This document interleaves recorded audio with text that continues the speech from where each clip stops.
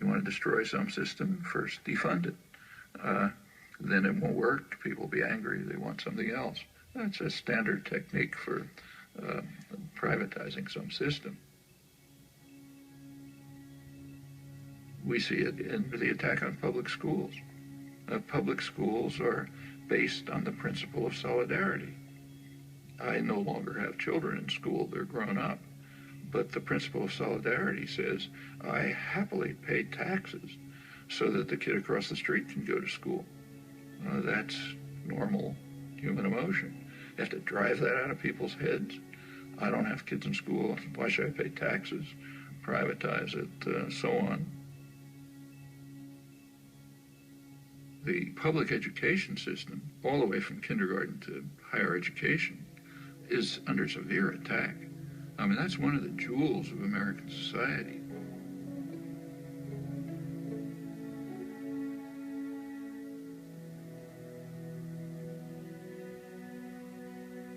You go back to the golden age again, the great growth period in the 50s and 60s. A lot of that is based on free public education.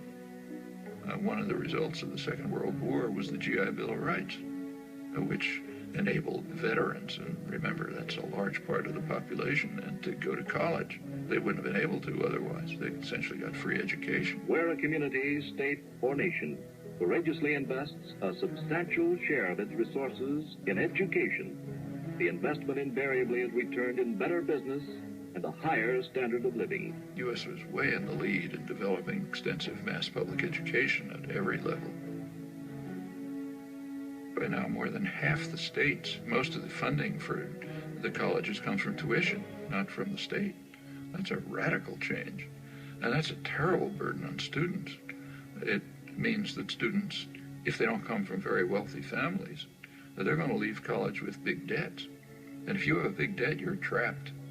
I mean, maybe you wanted to become a public interest lawyer, but you're going to have to go to a corporate law firm to pay off those debts. And by the time you're part of the culture, you're not going to get out of it again. And that's true across the board. In the 1950s, it was a much poorer society than it is today, but nevertheless could easily handle essentially free mass higher education. Today, a much richer society claims doesn't have the resources for it. That's just what's going on right before our eyes.